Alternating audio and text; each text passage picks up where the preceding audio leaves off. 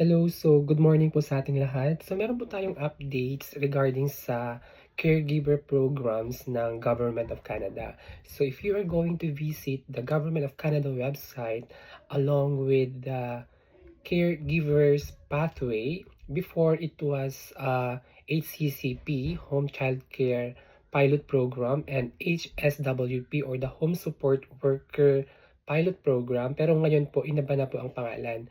So ang tawag po dito kapag if you gonna check the website of the Government of Canada, it's Home Care Worker Immigration Pilots. So HCWIP for both home support or home child care. Hindi na po siya HCCP at hindi na po siya HSWP. So, ang status po nito, open po for the applicants. I repeat, within Canada, mag-open po siya on March 31st, 2025 for workers in Canada only at 10 a.m. Eastern Time. So ano po ba yung mga kailangan natin, basic requirements? Maghanda-handa na po kayo. Who is eligible?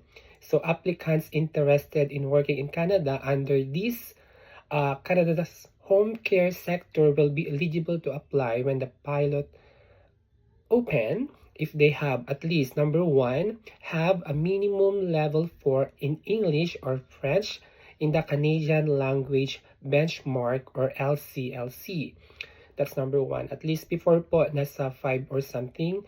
Pero ngayon, minimum level 4 English in all areas. We have the reading, writing, listening, and speaking. Second, must have an equivalent of Canadian high school diploma or higher. So, kailangan po ninyo na magpa-assess na po sa mga sa education assessment ninyo. Meron po tayong WES, the World Education Services. Number 3, have at least 6 months or recent and relevant work experience or related caregiver training credential. And last po, have an offer of full-time home care job. So, kailangan po natin dito ng full-time job, a minimum of 30 hours per week. Sa 6 months relevant work experience for the caregiver or related caregiver training credential pala dito. So, kailangan po may or po siya. So, dati wala po yung related caregiver training credential. Yun po yung pagkakaiba dito. So, ngayon, 6 months related work experience in Canada or related caregiver training credential.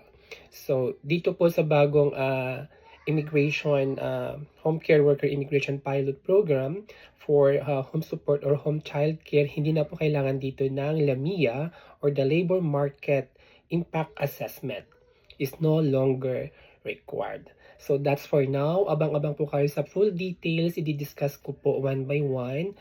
Ano po, paano po mag-apply, who is eligible to apply, what are the process, how much to pay.